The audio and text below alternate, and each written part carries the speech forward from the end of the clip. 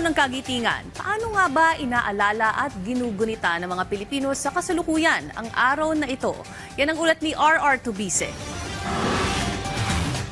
April 9, Araw ng Kagitingan, Day of Valor. Isa sa mga inaabangang holiday ng mga Pilipino. Pero bakit? Namamasyal po kami, nagpapahinga, family day, ganun po. Nagre-relax sa park, kasama yung pamamasyal, dito like now, dito sa circle, with the family. Minsan, pag yung mga pahinga lang, sa bahay lang kami, ganyan. O tulog, pahinga, ganyan. Gawain bahay. Kumbaga, ang kagitingan ng nakaraan, nauwi sa rest day na kasalukuyan? Pero real talk muna, noong 1942, hindi ito tungkol sa pahinga. Ang April 9 ay tungkol sa pagbagsak ng Bataan sa kamay ng mga Hapon noong World War II. Hindi dahil wala ng lakas ang hukbong lumaban. Sa katunayan, nagpatuloy sila sa kanilang sakripisyo sa pamamagitan ng Bataan Death March. Isang lakarang walang pagpipilian, walang day off, walang sick leave, at siguradong walang long weekend. Para po alalahanin po natin yung mga sakripisyo po ng mga sinaunang sundalo at para po mabigyan tayo ng kalayaan mga Pilipino.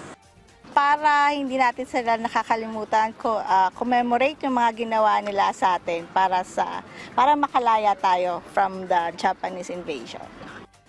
Yung mga nauna pong mga tao sa atin, mahalaga po ang mga nagawa nila na dapat natin gunitain ngayon para po sa mga bagong henerasyon. Ang mga bayani noon, ipinaglaban ng ating kalayaan. Ngayon, ano na? Pero baka dahil iba na ang mga hamon ng kasalukuyan, nag-iba na rin ang paglalarawan natin ng kagitingan. Para sa pamilya po, para sa pag-aalaga sa pamilya, para po maging mabuting ina. Sa mga small things na ginagawa ng bawat Pilipino. Yung ibang mga citizens, sa jeep, yun nga, na yung mga binabayad nila is mas malaki sa dapat ibayad sa pamasahe para lang makatulong. Wala nang sukli, para yun na yung parang konting tulong nila. Pagtangkilik natin sa produktong ng Pilipino. Bilang isang Pilipino, pinapakita ko isang magiting ngayon sa bawat sakwan, pagtatrabaho, makakuha mo ng mga makakain sa araw-araw, ganyan.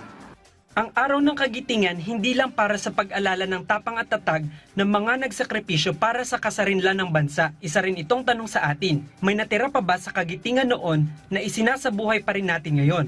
O baka naman, ang pinakamagiting na ginagawa natin ngayon ay ang paggising sa umaga matapos tumunog ang alarm. Desisyon nyo na yan. R.R. Tubise para sa Pambansang TV sa Bagong Pilipinas.